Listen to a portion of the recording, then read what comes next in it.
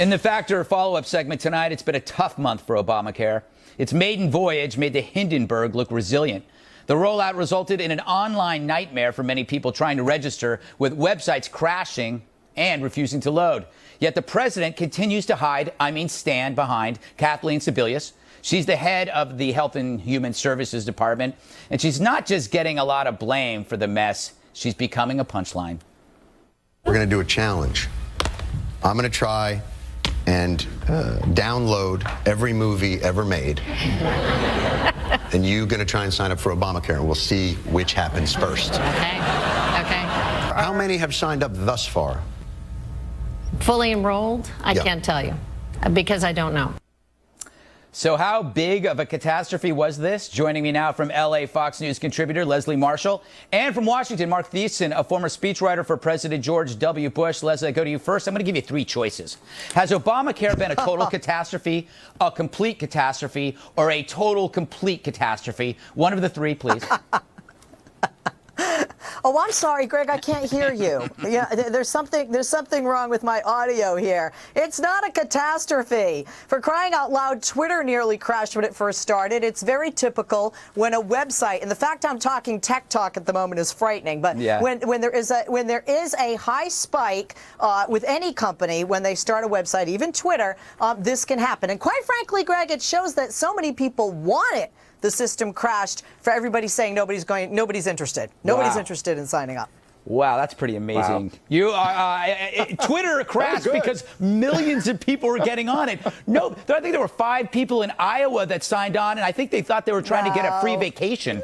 They didn't even know it was Obamacare. Mark, okay, any website owner can tell you how much traffic there is, how many signups there are. The fact that they're not doing it is a little fishy. When the head of the CEO, so to speak, doesn't know, that's a little scary. Yeah, no, if they had good numbers, they would be shouting it from the rooftops. The fact that they're saying they don't know means the numbers are absolutely terrible. And if it's true that they don't know, then that's absolutely pathetic, and it's actually dangerous. Because, I mean, think about this. If they don't know how many people signed up, how do they know how many people signed up are actually eligible for the subsidies? How do they protect against fraud? So it's absurd. And this idea that Leslie has mentioned, that it's because so many people signed up, the administration's going out there and saying 8 million people went to the website in the first week. You know how many people visit Amazon.com every single day? 20 million people a day. And the difference is, on Amazon, 1, Amazon doesn't crash, and 2, on Amazon, people actually buy something. Oh, nobody wants to buy Obamacare. That's why they're not touting the numbers. Leslie, this brings up an interesting philosophical point. Apple, a great company, could run Obamacare. Obamacare, however, could never run Apple. One's about people, the other one is about a program. Isn't that the problem? No. One is in the United States and manufactured here, and one, I believe, like to use sweatshop labor. In addition to that, one has to do with health care and reforming our current system and providing insurance programs, which Apple doesn't, for millions of Americans. No question, computer-wise, is Apple more savvy than our government? No question. This is not about a computer program. And quite frankly, any program that we've had in America, whether we use computer or not, has had numerous changes, numerous glitches, and been criticized overwhelmingly. Medicare and Social Security are 2 that I can point to.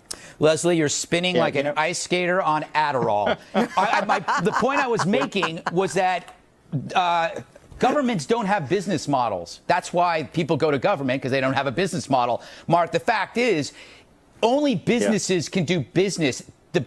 The idea that you believe that the government can handle insurance better than insurance companies is absurd, no? Yeah, well, Americans are looking at this and saying the federal government can't manage a basic website. How are they going to manage the health care of millions of Americans? I mean, that's what's being demonstrated right here. And the reality is, look, this isn't because, I mean, there have been numerous articles in the Wall Street Journal and the Reuters and other places that this isn't just because of high demand. The platform is flawed. It's going to take weeks, months, and possibly even a year to fix it. And so you know what that means? What's going to happen? They're going to have to delay the individual mandate. Because you cannot punish somebody, penalize them for not signing up for health care if the website that you set up to allow them to apply for health care doesn't work. So what's actually the irony is that this rollout and the debacle that is this website might actually accomplish what Ted Cruz and the House Republicans tried to do and couldn't do, which is to delay the individual mandate. That's actually an excellent point, because I wonder if that's the shutdown was unnecessary. This whole fight was unnecessary because it would have allowed more attention on this horrible rollout. I'll give you a softball question, Leslie. Are we just being too early to criticize?